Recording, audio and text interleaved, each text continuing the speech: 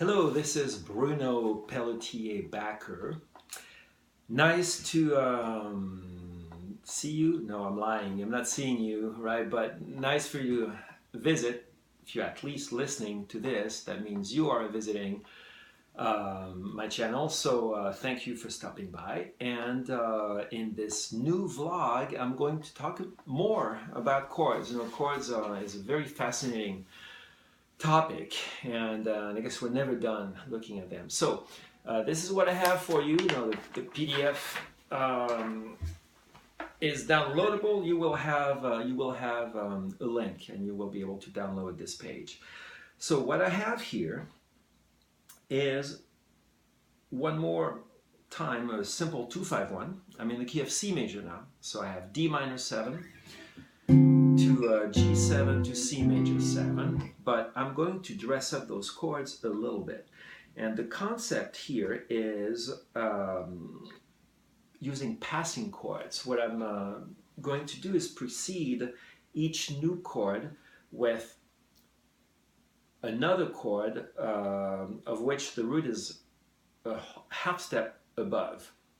Okay, sounds convoluted, but here we go. So that means if my original, like if I look at example number 1, the very first chord is D minor 7, which then would go to the 5 chord, which would be G dominant 7, and it wants to resolve to C major 7. So I mean that already works. One measure of this, one measure of this, and then resolution here. Okay, but I'm going to precede my G7 with an A flat dominant, and I'm going to precede my C major 7 with a D flat dominant. So it gives me this.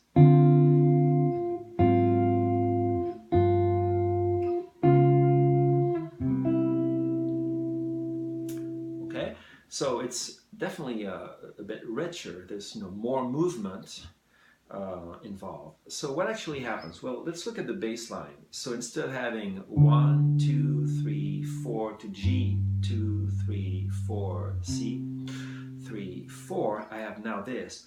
1, 2, 3, 4, 1, 2, 3, 4, 1, 2, 3, 4, okay?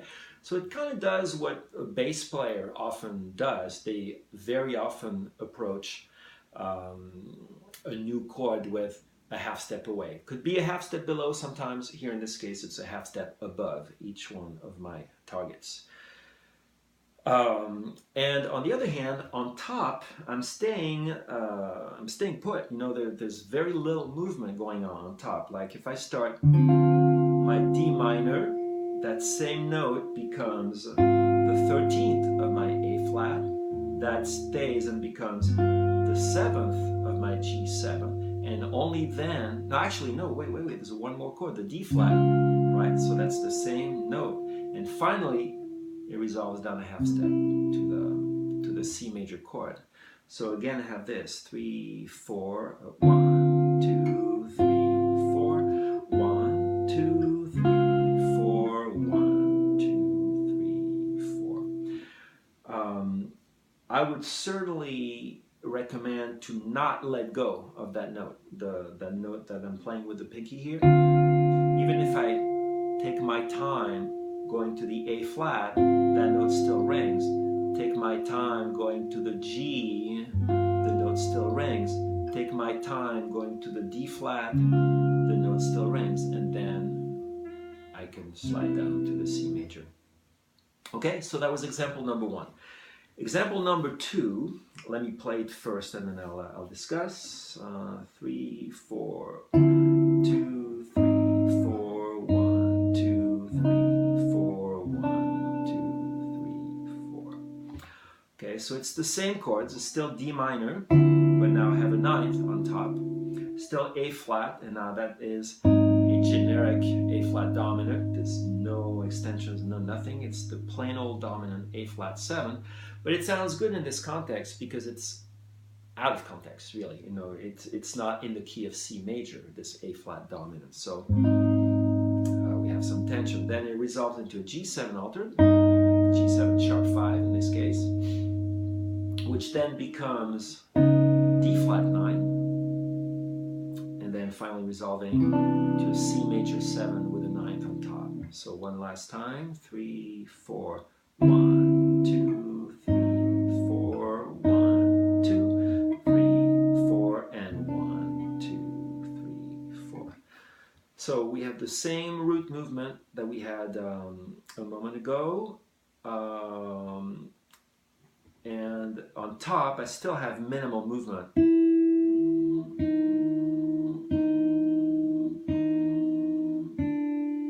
Okay, which is really imperative of good voice leading. You want to make sure the top note of your voicings doesn't jump up and down. If it goes, not only you want it to move smoothly, and smoothly means using common tones or half step up or down or whole step up or down, but if you can even go in the same direction, that's even a plus. Okay, example number 3. So it's the same chords. You know, this whole page, you'll notice it's still D minor 7 to A flat 7 to G7 to D flat 7 and then to C major. But I'm showing you different voicings, different colors. So now that's my D flat 7 going to this A flat 7, going to this G7, D flat 9. So what's different here? The top note goes up. It goes up. It moves up in half steps. Clever, huh? It moves up in half steps. So here, that's A flat 7. I'm sliding this voicing down a half step, but now I'm using the G on top on the first string. Then it turns into a D flat 9, and then I'm resolving into this C major 7 with a 13th on top. Okay? Example number 4. I'm having now this D minor 7 with a 5th on top on the first string. I'm sorry, this A flat 13 to G13 to a D flat 9 with a sharp 11, and then resolving into this nice chord.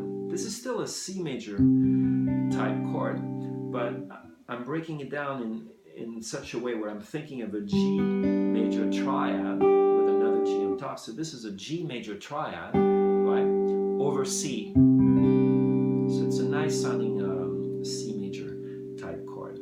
So again in time I have this, 3, 4, 1, 2, 3, 4, 1, 2, 3, 4, 1, 2, 3, 4.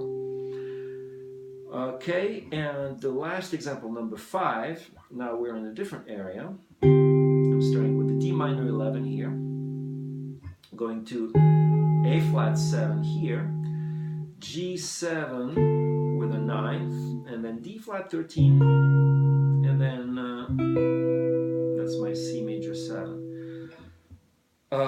So now I have another line moving up on top. So do this in time. 3, 4, 1, 2, 3, 4, 1, 2, 3, 4, 1, 2, 3, 4. Okay. This is what we hear on top of all those chords. All right. So those are good examples of using passing chords. And just work with these and try to come up with your own. So it's nice, you know, you see the nice effects that we get by having the top note go either in one direction, so either going down or going up with a couple of those examples. It sometimes is interesting to do this work against the flow. You know, if the harmony moves in a certain direction, it's kind of nice to have a counter melody going up in the other direction, or vice versa. You know, if the bottom of the chord, the bass notes move up, then you could have a top melody going down. It's all good and all worth investigating. Okay, so good luck with these. Feel free to subscribe to my channel. Feel free to ask me questions. Feel free to leave comments.